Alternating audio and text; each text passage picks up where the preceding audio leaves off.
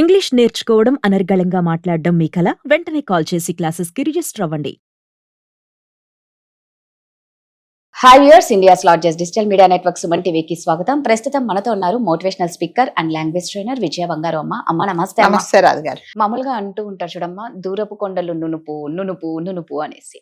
అయితే ఏమైతుంది అంటే మన ఇండియాలో కన్నా అదర్ కంట్రీస్కి వెళ్ళినప్పుడు పిల్లలు వాళ్ళ చదువుల నిమిత్తమో లేకపోతే పెళ్ళి అయిపోయిన తర్వాత, ముఖ్యంగా అయితే పెళ్ళి అయిపోయి పిల్లలు పుట్టిన తర్వాత ఇంకా అప్పటి నుంచి ఇక్కడున్న పేరెంట్స్ అవసరం చాలా ఉంటుంది వాళ్ళకి. అవును. అయితే ఇక్కడ నుంచి తల్లిదండ్రులు చాలా మంది అక్కడికి వెళ్ళడానికి అంటే బాధ్యత పరంగా ఇష్టం ఉన్నా లోపల బాధ అనేది వాళ్ళకు ఉంటుందండి. అది ఉంటుంది. తప్పక పోవాల్సి వస్తుంది అని చాలా మంది బాధపడుతూ ఉన్న వాళ్ళు కూడా ఉన్నారు. అవును. సో అంటే ఓకే, వెళ్ళేది పిల్లల దగ్గరికే కదా అని కొంతమంది అనుకోవచ్చు, మా కోసమే కదా మీరు ఉండేది, మా కోసమే కదా అని. బట్ వాళ్ళకు కూడా ఉంటాయి. మా కోసమే ఉండి మరి మా కోసం మేము ఎప్పుడు ఉండాలి? పేరెంట్స్ ఎంతసేపు వచ్చి పిల్లల కోసం కదా. మరి పేరెంట్స్ కోసం పేరెంట్స్ ఎప్పుడు ఉండాలి కదా.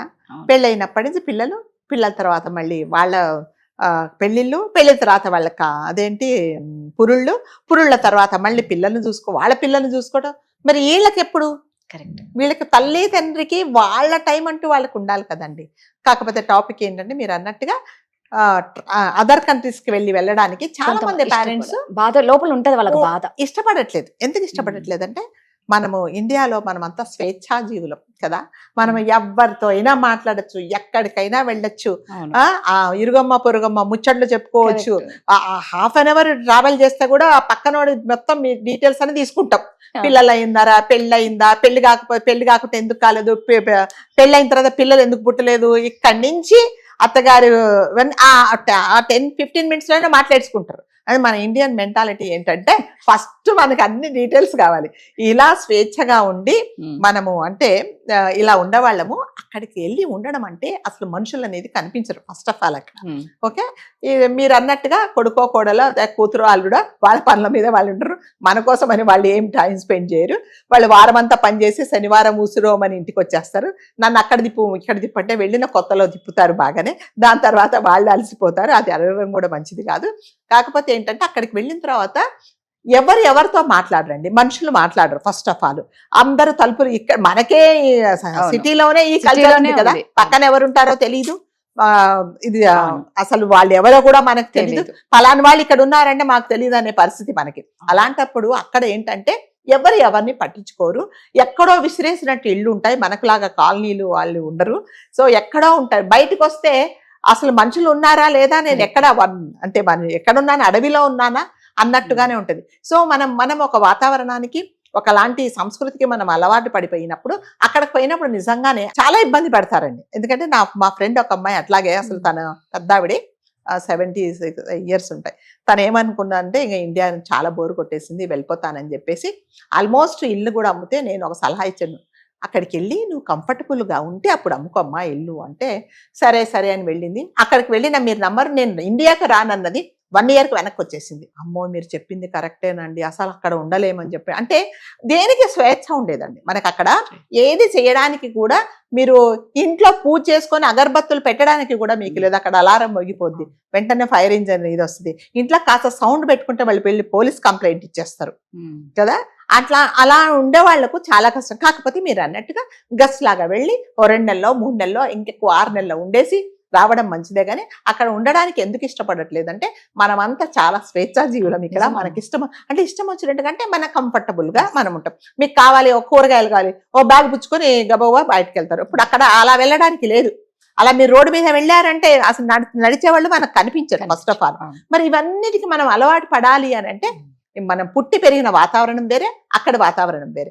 చాలా మటుకు పేరెంట్స్ ఏం చేస్తారంటే పాపము ఆ వయసులో కూతురో లేకపోతే కోడలో కడుపుతూ ఉంటే కంపల్సరిగా తల్లి తండ్రి అవసరము. చాలా మటుకు 80-90% తల్లిదండ్రులు పెద్దవాళ్ళు అయిన తర్వాత అమెరికా వెళ్తున్నాము అంటే ఇదే పర్పస్ అంతే. అంతకంటే అక్కడ జీతభత్యం లేని అంటే ఐఎమ్ సారీ, నేను పేరెంట్స్ అంటే వాళ్ళు పని మనుషుల్లాగా వెళ్తున్నారు అని చెప్పట్లేదు. వాళ్ళకి ఏంటంటే అక్కడ ఒక హైర్ చేసుకోవడం చాలా కష్టం, ఒక ఎవరినైనా ఒక మెయిన్ పెట్టుకోవడం. ఇక్కడ ఏంటంటే బాధ్యత అనేది ఒక ఎమోషనల్ ఉంటది. దాని తర్వాత నువ్వు కాక మాకెవరున్నారు, నువ్వు మా కోసం చేయాలి అనేది ఒక బ్లాక్ మెయిలింగ్ ఉంటది. అలాంటప్పుడు కంపల్సరిగా అక్కడ ఉండాల్సిందే తప్పనిసరి.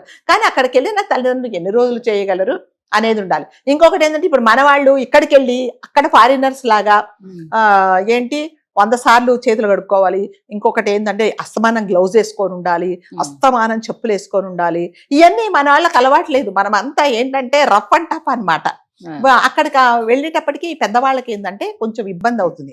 కాబట్టి కాకపోతే ఏంటంటే కొన్ని రోజులు ఉండేసి గెస్ట్ లాగా ఉండి రావచ్చే గానీ ఈ కారణాల వల్ల చాలా మటుకు అక్కడికి వెళ్ళి ఉండాలనుకునే వాళ్ళు కూడా వచ్చేస్తున్నారు. మా ఫ్యామిలీ ఫ్రెండ్ ఒక అతను ఉన్నాడు, పాపం వాళ్ళ మిస్సెస్ ఈ మధ్య పోయారు. ఆయనకు ఒకటే కూతురు, అతను వెళ్ళాడు. ఇలా వెళ్తున్నానండి అంటే అదేంటి సార్ అంత హాయిగా సంతోషంగా వెళ్ళాలి కదండి. ఏం సంతోషం అండి, ఒకటే ఒక మనవరాలు ఉంది. అయితే ఆ మనవరాలు ఈ ఊర్లోని అసలు రూమ్ లో నుంచి బయటికి రాదు. వచ్చిన తర్వాత వాళ్ళ అమ్మాయి చెప్తుంటే పోయి తాతగారిని పలకరించుంటే హాయ్ తాతయ్య హౌ ఆర్ యు అని వెళ్ళిపోద్దట లోపలికి. మనకేంటండి మనవడు మనవరాలంటే ఒళ్ళ కూర్చోబెట్టాలి, ముచ్చట్లు చెప్పాలి కదా, వాళ్ళకి తినిపించాలి, వాళ్ళతో ఏమి లేవు.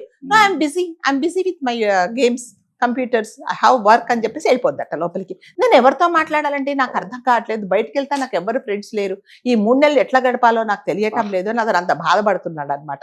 కాబట్టి మీరు అన్నట్టుగా దూరపు కొండలు నునిపి, కాకపోతే ఏంటంటే వెళ్ళి ఇలా ముట్టుకొని రావాలి కానీ ఎక్కడం అంటే మాత్రం కింద జారి పడిపోతాం. కరెక్ట్ గా చెప్పారమ్మా. నిజంగా ఇక్కడ ఏంటంటే ఇక్కడ మీరు అన్నట్టు ఫుల్ ఫ్రీడమ్ ఉంది. అంటే మనుషులు దగ్గరలో ఎప్పుడు కనిపిస్తూ ఉంటారు. బయటికి వెళ్ళాలి అంటే ఒకరి పైన ఆధారపడిన అవసరం లేదు. ఇప్పుడు ఇండియన్స్ మన మెంటాలిటీ ఏంటంటే మనకి ముచ్చట్లు కావాలి. ఫస్ట్ అమ్మలక్కల ముచ్చట్లు కాల, ఏం కూర వండావు, ఏం చేసి అత్తగారు ఏమనింది, కోడలు ఏముంది, ఇవాళ ఏంటి మీ ఇంట్లో సౌండ్లు వినిపించాయి, ఇవన్నీ మనకు కావాలన్నమాట. అసలు సౌండ్ చేసినోడికి గుర్తుండదు కానీ వినిపించినోడు ఫస్ట్ అడుగుతాడు. ఎందుకంటే ఇవన్నీ మనకి యాంగ్జైటీ ఎక్కువ, అన్ని ప్రతి విషయం తెలుసుకోవాలని చెప్పేసి. సో వాళ్ళకి అలా వాళ్ళ మెంటాలిటీ అది కాదండి. మనం ఒక చోటికి వెళ్ళి మనం ఉన్నాము అంటే వాళ్ళ వాతావరణానికి మనం అలవాటు పడాలి కానీ మనకు లాగా వాళ్ళు ఉండరు. ఫారినర్స్ చాలా అంటే మనము వాళ్ళు కనిపించగానే హలో హాయ్ అంటారు అంతే. మనమే అల్లుకుపోదామంటే వాళ్ళు దింపేస్తారు మనని అని చెప్పేసి వెళ్ళి గెస్ట్ లాగా ఉండడమే మంచిది. కానీ ఇంకా తప్పనిసరి పరిస్థితులలో అంటే మీరు అన్నట్టుగా ఇంకా అన్కంఫర్టబుల్ గా ఫీల్ అయ్యే ఉంటారు కానీ కంఫర్టబుల్ గా అయితే అక్కడ ఎవరు ఉంటారు. వెళ్ళేసి చక్కగా అన్ని వాళ్ళు చూపించేసి ఫ్లైట్ ఎక్కేసి ఇంటికి రావడమే బెస్ట్. అంతే. సూపర్ అమ్మా, థ్యాంక్ యూ.